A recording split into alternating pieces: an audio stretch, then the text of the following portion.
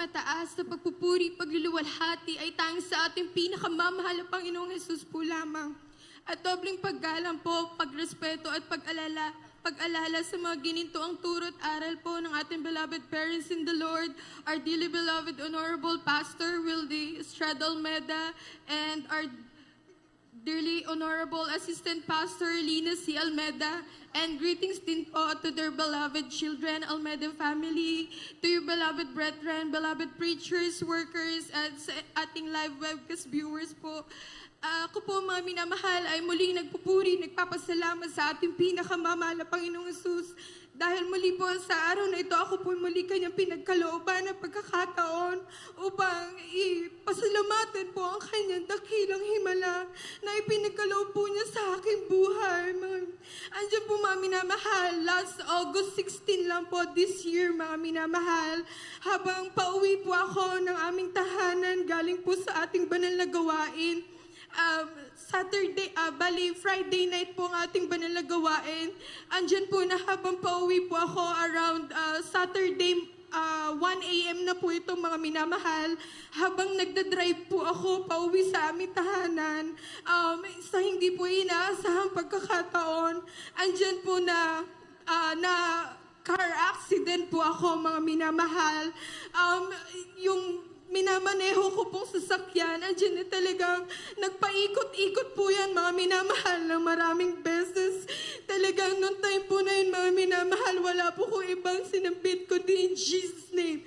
In Jesus' name, alam niyo po mga minamahal, pagkahinto po nung sasakyan, andyan po mga minamahal na noong time po na yun talagang hindi in shock pa po ako mga minamahal.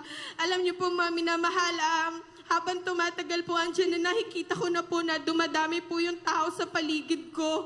Alam niyo po mga minamahal, naririnig ko po sila na sinasabi nga po nila na baka patay na nga daw po yung sakay. Alam niyo mga minamahal, paglapit po nung nung pulis po mga minamahal, andyan na kinakatok nga po niya yung sa may window ko po dito sa left side ko. Alam niyo mga minamahal, andyan na nung time po na kasi na yun mga minamahal talagang hindi po ako gumagalaw since in shock pa po ako. So mga minamahal, nung pagkabukas na po nila ng pinto, andyan na ang una po nilang bungad sa akin kung meron daw po bang masakit sa katawan ko. At dahil po mga minamahal, nung time po na yun, galing po ako ng ating banal na gawain. Ang suot ko po nung time na yun, mga minamahal, is choir uniform.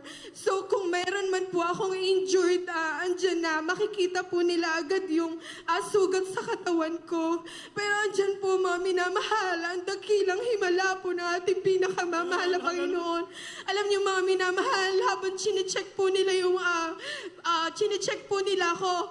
Alam niyo mga minamahal, sa lakas po ng impact ko mga minamahal, dahil yung nakabanggaan ko po mga minamahal, isang 10-wheeler dump truck po ito mga minamahal. Nung time po na yun mga minamahal, yung truck po na yun, loaded din po ng lupa yun mga minamahal. So yung possible po na yung may matatamo po akong mga sugat, pero himala po ng ating pinakamamahal na Panginoon. Talagang wala po akong bleeding, mga minamahal. Glory to God, hallelujah.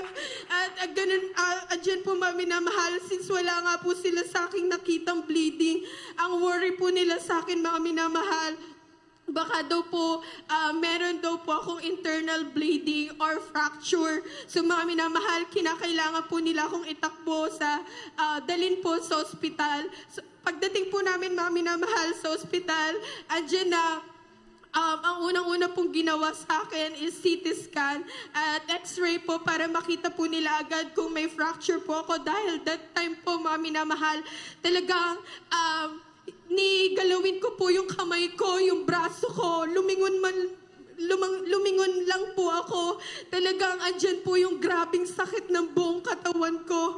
Pero mga minamahal, during the CT scan, X-ray, talagang wala po ko ibang ginawa kundi manalangin sa ating pinakamamahal na Panginoong Jesus. Alam niyo mga minamahal, paglabas po nung result na yan, yung x-ray ko, mga minamahal, yung CT scan, despite na hirap po ako at masakit po yung buong katawan ko, lahat po yan clear. Hallelujah! Wala po sila ni isa nakitang fracture sa buong katawan ko, mga minamahal. At hindi lang po yun, mga minamahal. Since wala nga pong fracture nakita sa akin, tinanong po ako ulit ng doktor kung may iba pa daw po bang masakit sa katawan ko. Alam niyo, mami naman, andyan na sinabi ko nga rin po na masakit po yung sa lower stomach ko. So, mami na mahal, worry po nila, baka daw po meron daw po akong internal bleeding sa may stomach ko. So, kinakailangan po ako i-ultrasound para po makita nila.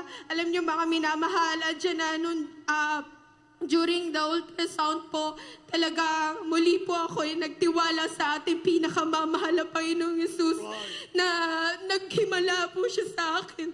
Hanggang sa buong test ko na yan, mga minamahal, talagang maghihimala ang ating pinakamamahal na Panginoong Yesus. Alam niyo po, mga minamahal, nung sa ultrasound po, medyo matagal po yung naging pag-release nila lang ng result. Andyan po, mga minamahal, nung after ilang hours po na hinihintay namin yung result. Pagkasabi po sa amin ng doktor, yung ultrasound ko na yan, mga minamahal, talaga, yung resulta po niyan, mga minamahal, clear po ulit yan, mga minamahal. Wala po sila nakitang yung bleeding sa akin. Andyan po, mga minamahal, ang sabi po sa akin ng doktor, baka daw po yung cause ng pananakit ng katawan ko is in shock lang daw po yung katawan ko or bugbog po, mga minamahal, sa lakas po ng impact. Alam niyo, mga minamahal, that day din po, mga minamahal, around 3 p.m. po or 4 p.m. po yun, mga minamahal. Andyan na pinayagan na rin po akong makalabas ng ospital. Alam niyo, mga minamahal, hindi lang po doon ang pagpapalahimala na ating pinakamamahal na Panginoong Yesus. Andyan po, mga minamahal, since marami nga pong ginawang test sa akin, andyan po na nanalangin kami sa ating pinakamamahal na Panginoong Yesus na yung mga bill po sa ospital na dyan na sa gaya po ng mga napapakinggan kong patotoo dito sa ating banal na gawain na yung mga kapatiran po na si zero balance po sila. Talagang pinanghawakan ko po yan sa ating pinakamamahal na Panginoong Yesus na ipagkakaloob niyo rin po sa akin ang pagpapala na yun, mga minamahal. Alam niyo po, mga minamahal, habang naghihintay po kami para matawag po yung pangalan ko, para po mabigyan po kami ng bill, andyan na. At nung pagkatawag po sa guardian ko, ang una pong binigay sa kanya, mga minamahal, permit po, mga minamahal, na pwede daw pong magamit for discount.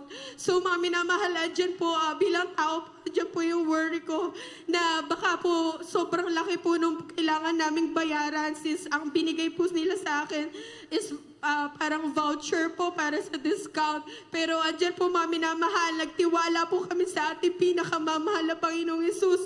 Alam niyo, mga minamahal, muli po tinawag yung guardian ko. Andyan po, mga himala po na ating pinakamamahal na Panginoong Yesus.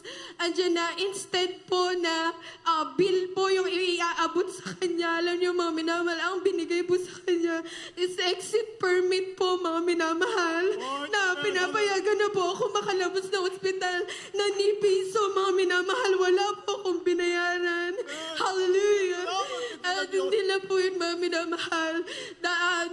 Since yung araw din po na yun, araw po nung aksidente ko, andyan yung araw din po na yun, mga minamahal, nakauwi po ako. Habang pauwi po kami sa aming tahanan, mga minamahal, doon ko lamang po nakita yung picture, mga minamahal, nung sasakyan na minamaneho ko. Kung makikita niyo, mga minamahal, talagang sa ganong aksidente, talagang napaka-imposible mabuhay ng sakay, mga minamahal. Or kung hindi man po magkaroon ng major injury, mga minamahal. Pero dahil ako'y naglilingkod sa buhay ng Diyos, walang imposible sa ating pinakamamahal na Panginoong Yesus. Mga minamahal, dito po ako sa inyong harapan. Nagpapasalamat sa ating pinakamamahal na Panginoong Yesus. Muli sa pagkakataong ay pinagkaloob niya na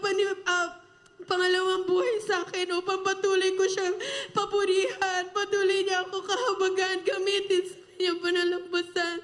Alam niyo mga minamahal, nung nakausap ko po yung truck driver po na yung truck driver po, mga minamahal, siya po mismo, mga minamahal, hindi daw po siya makapaniwala na nakita niya po ako nung araw na yon dahil mga minamahal, dahil bilang truck driver po, mga minamahal, madalas na, kumbaga, maraming beses na po siyang nakaranas ng ganong aksidente. Pero bukod tangi po, mga minamahal, na yung sa akin daw po talagang parang wala daw pong nangyayari, mga minamahal. At andyan po, mga minamahal, na share pa po ng truck driver, mga minamahal, na yung kasi po, mga minamahal, nakita niya po yung itsura ng sasakyan. Talagang, mga minamahal, ang sabi pa nga po sa akin ng truck driver, mas malaki daw po yung minamaneho niya. Pero paano daw po nangyari na mas malaki pa po yung impact nung nangyari sa truck? Nandiyan, mga minamahal, talagang nasira po yung harapan ng truck. Grabing himala po ng ating pinakamamahal na Panginoong Hesus. At hindi lang po yun, mga minamahal. Kung makikita niyo po yung itsura ng sasakyan, sa daming beses po na nagpaikot-ikot dito, mga minamahal, yung bangga po, yung tama sa driver's seat, talagang hindi po yan umabot sa pintuan, mga minamahal. Yung gulong po, hindi po yan natanggal. Yung windshield, mga minamahal, yung mga windows, lahat po yan, walang gasgas, walang basag. Grabing himala po ng ating pinakamamahal na Panginoon Jesus. Labis ko po pinasasalamatan sa ating pinakamamahal na Panginoon. Ang grabing pag-iingat po na pinagkaloob sa akin ang ating pinakamamahal na Panginoon.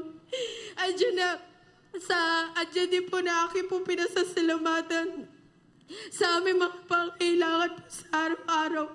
Adyan na patuloy po ang pagpaprovide po ng ating pinakamamahal na Panginoong Yesus. At hanggang dito na lang po ang lahat. Napapuri pa sa salamat ay dahil sa ating pinakamamahal na Panginoong Yesus po lamang. Hallelujah. Purihin po ating napakadakila